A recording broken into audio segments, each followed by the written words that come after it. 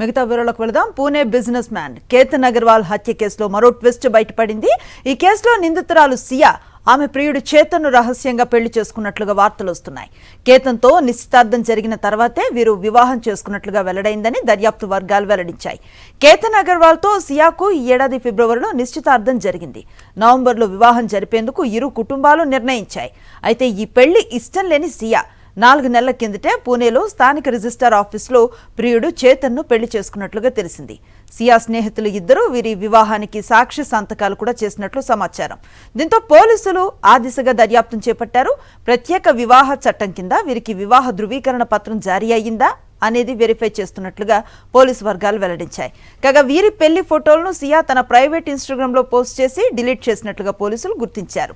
సాంకేతిక బృందాల సాయంతో ఆ ఫోటోలను గుర్తించేందుకు ప్రయత్నిస్తున్నారు.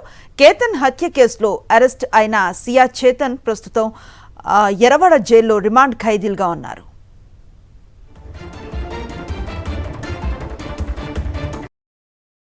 మరిన్ని అప్డేట్స్ కోసం ఛానల్ ను సబ్స్క్రైబ్ చేయండి. నోటిఫికేషన్స్ కోసం బెల్ ఐకాన్ పై క్లిక్ చేయండి.